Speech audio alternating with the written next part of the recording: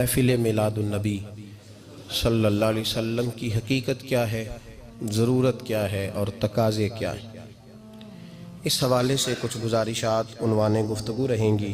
دعا ہے اللہ تبارک و تعالی اپنی ناراضگی والے جملے سے محفوظ فرمائے، اپنی رضا والی بات کرنے کی توفیق عطا فرمائے۔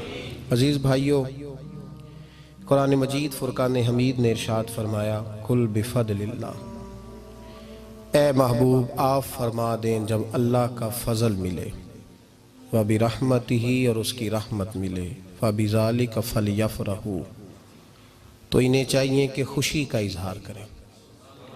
سورہ یونس کی آیت نمبر 58 ہے۔ جب اللہ کا فضل اور اس کی رحمت ملے تو خوشی کا اظہار کرو، خوشی کا۔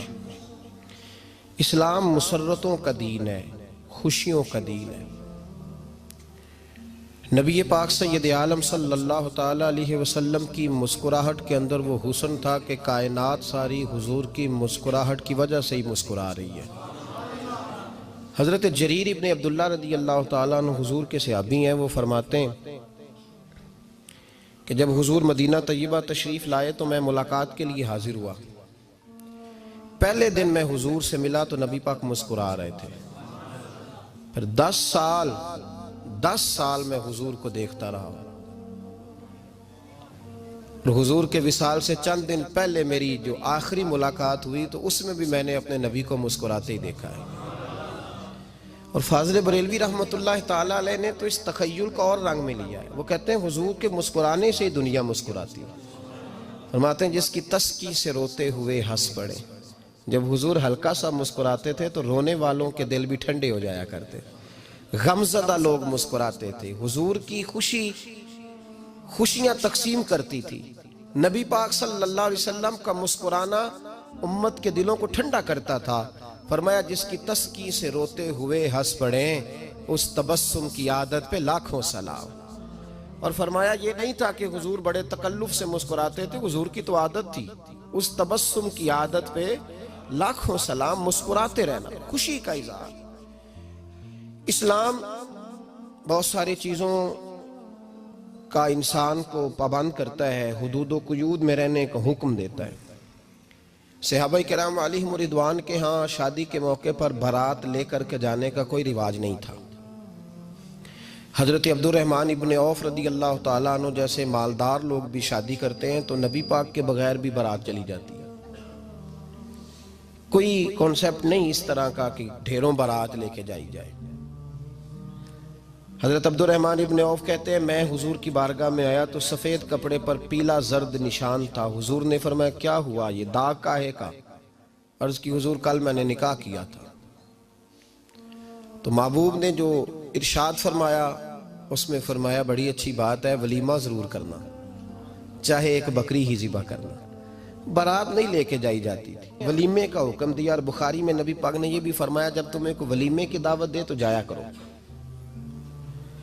اچھا، اب شادی کے موقع پر جو بارات لے کے جائی جاتی ہے تو اگرچہ حضور کی سنت نہیں، لیکن اسے ہم حرام نہیں کہتے، اسے ہم ناجائز نہیں کہتے۔ ہم نہیں کہتے کہ یہ تو نے غلط کیا، اگرچہ لے جانا حضور سے ثابت، اس مروجہ انداز میں ثابت نہیں اس طرح ہمارے ہاں جاتے ہیں، لیکن ہم پھر بھی اسے ناجائز۔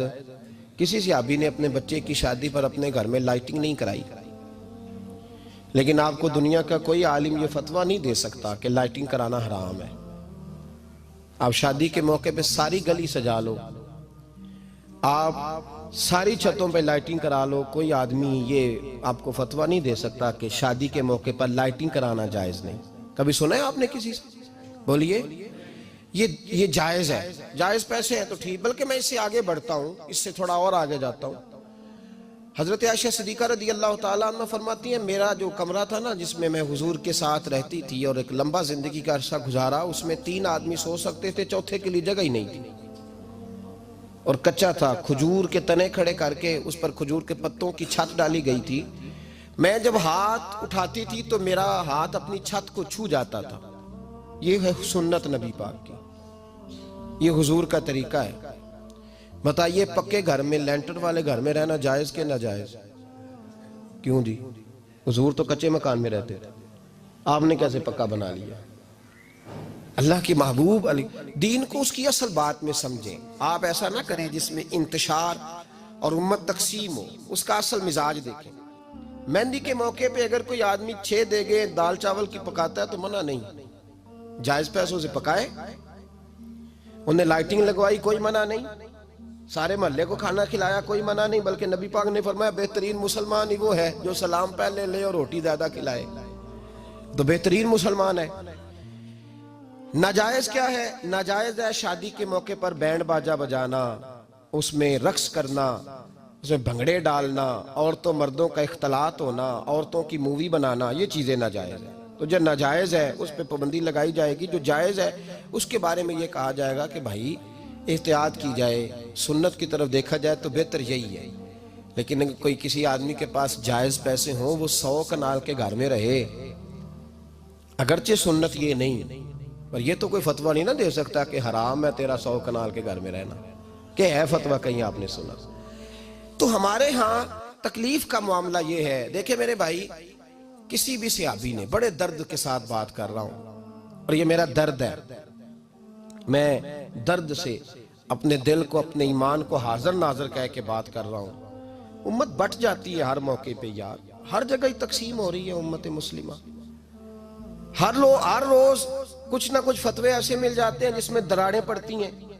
کسی صحابی نے کسی مسجد کے اندر اشتہار چھپوا کے, اعلان کرا کے درس قرآن کرایا ہے کبھی؟ سیرت النبی کا جلسہ, ختم بخاری, مدرسے کا دستار فضیلت کا جلسہ, آپ نے اشتہار پڑھے ہیں نا یہ سارے مکاتب فکر کے, ہوتے ہیں کہ نہیں ہوتے؟ کسی صحابی نے اس طرح, وہ تو روز درس قرآن دیتے تھے, لیکن اس طرح اشتہار چھپوا کے, پوسٹر لگا کے, اور مصر سے کسی صحابی کو اسپیشل بلوا کے یا یمن سے بلوا کے مسجد کے اندر کبھی درس قرآن کے اجتماعات کرائے, سیرت النبی کے جلسے, ختم بخاری کے؟ او بھائی یہ ساری چیزیں حضور کے صحابہ کی سنت سے مروجہ انداز میں ثابت نہیں. مجھے بتا میرے بھائی, میں درد کے ساتھ تجھ سے سوال کرتا ہوں کہ سیرت النبی کے جلسے میں تو پشاور سے مولانا بلائے, پنڈی سے بلائے, تو گجرات اور کراچی سے لوگوں کو بلا کر کے اگر سیرت کا جلسہ کرائے, اور تو اس میں ایک آدمی کو کراچی سے بلوایا جا رہا ہے تو تو نے اس کو 20,000 کی ٹکٹ بھی دی, اور اشتہار پہ بھی جلسے پہ خرچ ہوا, پھر لنگر بھی پکا, کھانا بھی تو نے کھلایا, نہ تجھے کوئی بیوہ یاد آئی, نہ تجھے کوئی مسکین یاد آیا, نہ تجھے کوئی غریب یاد آیا.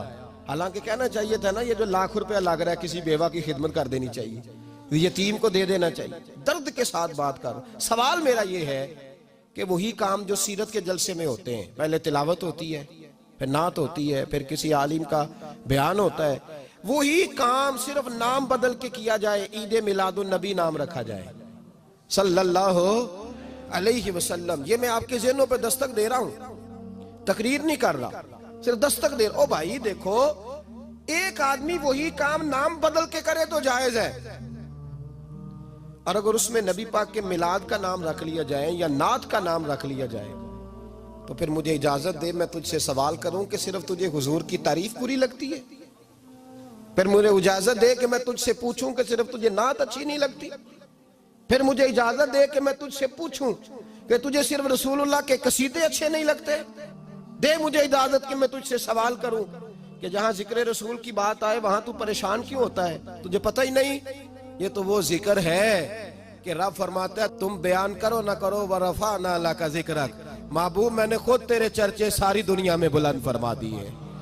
اور نبی پاک نے پوچھا حضرت جبریل سے کہ چل جبریل تو بتا میری امت کو پتہ چلے رب نے میرا ذکر کیسے بلند کیا ہے. تو جناب جبریل کہنے لگے محبوبہ رب فرماتا ہے میرے نبی سے کہہ دے جہاں جہاں تیرے رب کا ذکر ہوگا وہاں وہاں تیرا بھی ذکر ہوتا رہے گا. یہ تو محتاج ہی نہیں کسی کا. اتنی جلدی لوگ بپھرتے ہیں. اللہ فرماتا ہے قل بفضل اللہ وبرحمتہ فبذلک فلیفرحوا. محبوب ان سے کہہ دو جب اللہ کا فضل ملے, جب اللہ کی رحمت ملے تو خوشی مناؤ. تیرا نہیں مجھے پتا, مجھے تیرا نہیں پتا, لیکن مجھ سے اگر تو پوچھے تو کائنات میں رب کا سب سے بڑا فضل بھی محمد مصطفیٰ ہی ہے, اور سب سے بڑی رحمت بھی محمد مصطفیٰ ہی ہے. وہ دو عالم کی رحمت تھے، وہ جہاں چاہتے وہیں رہتے، یہ تو ان کی مہربانی ہے کہ یہ عالم پسند آیا۔ رب کریم نے تجھے آنکھ دی، دنیا دیکھی تو نے، رب کریم نے تجھے قوت دی، تو نے دنیا گھومی، اور پھر رب نے تجھے بیٹے دیے تو میٹھا میوہ، اور بیٹیاں دی تو تیرے لیے باعث کرم، تیری چھاتی پہ بچے چڑھے تو نے کہا سب سے بڑی نعمت یہی ہے۔ کہ مالک کہتا ہے تو میرا بندہ تھا، میں نے دینا ہی تھا، تو نے دیا، احسان نہیں جتلایا، لیکن جب اپنا نبی دیا تو کہا میں نے بڑا احسان کیا تم پہ۔ لَقَدْ مَنَّ اللَّهُ عَلَى الْمُؤْمِنِينَ إِذْ بَعَثَ فِيهِمْ رَسُولًا، میں نے تم پر احسان کیا ہے۔ کون دیتا ہے کسی کو محبوب اپنا؟ نہ جانے رب نے یہ کیسے گوارا کیا۔ لَقَدْ مَنَّ اللَّهُ عَلَى الْمُؤْمِنِينَ إِذْ بَعَثَ فِيهِمْ رَسُولًا، اتنا بڑا فضل، اتنا بڑا فضل، فضل بھی حضور۔ اور جب بات رحمت کی آئی تو فرمایا مومنوں صرف تمہیں ہی نہیں، عیسائیوں، یہودیوں، سکھوں، دنیا میں جتنی مخلوق ہے، حتیٰ کہ جانور بھی، حتیٰ کہ چونٹیاں، نباتات، جمادات، ہر چیز، یا اللہ تو نے کیا دیا؟ فرمایا وَمَا أَرْسَلْنَاكَ إِلَّا رَحْمَةً لِّلْعَالَمِينَ، میں جس کا رب ہوں ان سب کے لیے میں نے اپنے نبی کو رحمت بنا کے بھیج دیا ہے۔ بیٹے کے آنے پہ تو مٹھائی بانٹتا ہے، میلاد والے دن تو لائٹیں بند کر لیتا ہے، بیٹے کے آنے پر تو حلوائی بٹھاتا ہے، اور نبی پاک کے نام کی لائٹیں لگی ہوں تو پریشان ہوتا ہے۔ ہم سے کبھی پوچھ تجھے بتائیں، بس نہیں چلتا، ورنہ تاڑے توڑ کے چھتوں پہ لگا دیں۔ بس نہیں چلتا، فرشتوں کو بھی کہیں آؤ ہمارے ساتھ شامل ہو جاؤ، آمد مصطفیٰ مرحبا مرحبا کا نعرہ لگانا ہے، ہمارا بس نہیں چلتا، ورنہ دنیا کی ساری نعمتیں بچھا دیں اور لوگوں کو بتلائیں کہ اصل تو خوشی منانے کا دن ہی آج ہے جب اللہ نے ہمیں اپنا پیارا رسول عطا فرمایا ہے۔ اور ہمارے امام تو کہتا ہے میلاد نہ کر، ہمارے امام نے تو کہا حشر تک ڈالیں گے ہم، حشر تک، یہ 2-4 دن کا تو پروگرام ہی نہیں ہمارا، حشر تک ڈالیں گے ہم پیدائش مولا کی دھوم، اور مثل فارس نجد کے کلے گراتے جائیں گے، خاک ہو جائیں عدو جل کر مگر ہم تو رضا، دم میں جب تک دم ہے ذکر ان کا سناتے جائیں گے۔ ہمارا تو 1-2 دن کا پروگرام ہی نہیں۔ اور پھر سنو کتنی بڑی نعمت ہے۔ حضرت عباس سے کسی نے کہا تھا اللہ کی سب سے بڑی نعمت، تو بخاری اٹھانا، فرمانے لگے محمد نعمت اللہ، بخاری ہے بخاری، فرمایا محمد اللہ کی سب سے بڑی نعمت ہے، صلی اللہ، یہ سب سے